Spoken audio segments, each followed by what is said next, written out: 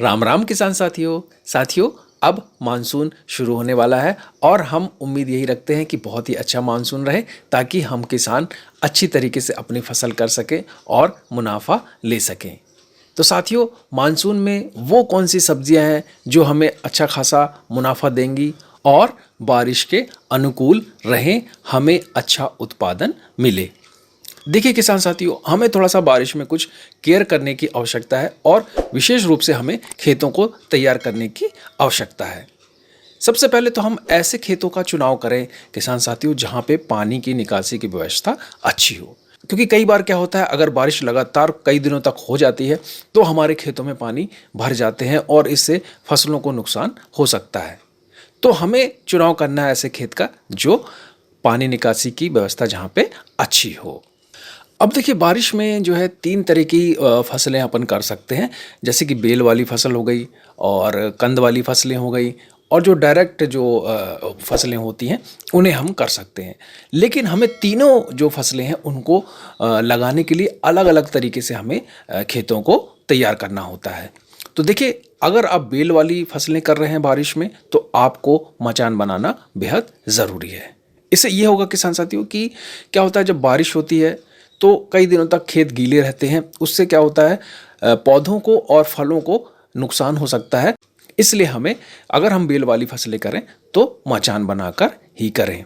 अगर हम कंद वाली फसल कर रहे हैं तो हमको अच्छी तरीके से मेड़ बना लेना है, उसके बाद हमें बुआई करना है। और आप जो खड़ी फसल करेंगे किसान साथी, उसमें एक समस्या ये आती है कि बरसात के मौसम में खरपतवार जो है बहुत जल्दी से बढ़ते हैं। तो हमें ध्यान रखना है, खरपतवार हमको समय समय पर उखाड़ना है, निराई गुड़ाई करनी है।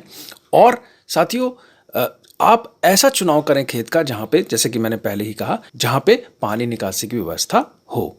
तो देखिए, अगर हम बेल वाली सब्जियों में बात करें तो सबसे पहले आप लगा सकते हैं खीरा, करेला और लौकी। जी हाँ किसान साथियों, ये बेल वाली 3 अच्छी सब्जियां हैं जिनका बहुत ही अच्छा रेट मार्केट में मिलता है। इनको आप इस वक्त लगा सकते हैं। ये बहुत ही जल्दी इनके फल भी तैयार हो जाते हैं और मार्केट में अच्छा खासा रेट इनका मिलने लग जाता है। अगर आप इन फसलों के बारे में जानकारी चाहते हैं कि इनकी फसल किस तरीके से की जाती है तो हमारे चैनल पर वीडियो उपलब्ध है, आप जानकारी ले सकते हैं। अब हम बात करें कि जमीन के अंदर जो फसलें होती हैं उनमें से हमें कौन सी फसल का चुनाव करना है।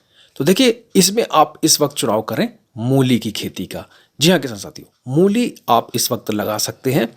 मूली जो होती है किसान साथियों, वो रोपण के 3 सप्ताह के बाद ही तैयार हो जाती है और आप इसे निकालकर मार्केट में बेच सकते हैं।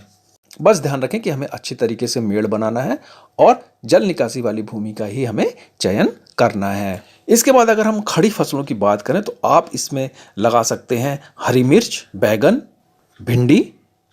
ये जो खड़ी फसलें हैं इनको आप इस सीजन में लगा सकते हैं। साथ ही इस सीजन में आप जो अन्य फसलें हैं वो भी आप कर सकते हैं।